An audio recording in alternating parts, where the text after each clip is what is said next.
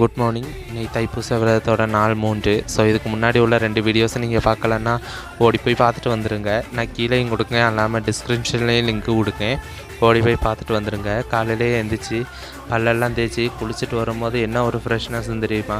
காலையில் எந்திரிக்கும் போது தான் அந்த மடியெல்லாம் தெரியும். ஆனால் எந்திரிச்ச கழிஞ்சு அந்த மடி ஒன்றுமே தெரியாது, எப்பவும் போல் ஆயிரும்.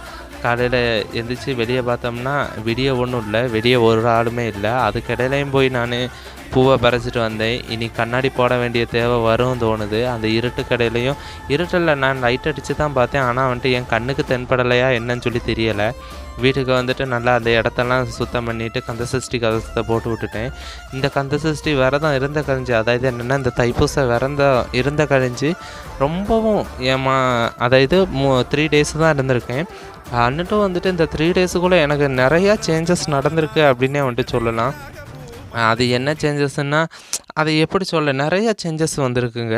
ஸோ காலையிலே எழுந்திரிச்சி பட்டையெல்லாம் போட்டு வெளியே வரும்போது 2 பேர் குடுன்னு ஓடினாங்க. அங்கிட்டு 2 பேர் படுத்து கிடந்தாங்க. குடுன்னு ஓடினாங்க. பட்டையெல்லாம் அடிச்சுட்டு வெளியே வந்து பார்க்கும்போது எப்பவும் போல் விடிஞ்சிருந்துச்சு. நாங்கள் அதில் விளக்கெல்லாம் போட்டு சீரியல் பல்பை போட்டு விட்ருவோம். டியூப் லைட்டை ஆஃப் பண்ணிவிட்டு சீரியல் பல்பு போட்டு விடும்போது வெராண்டா பார்க்க கொஞ்சம் நல்லாயிருக்கும். ஸோ 7 மணி ஆகும்போது தான் நான் நோன்பு முறித்தேன். ஸோ இன்றைக்கி ஓவராலாக இன்றைக்கான டே ரொம்ப சூப்பராக போச்சு. Okay, thanks.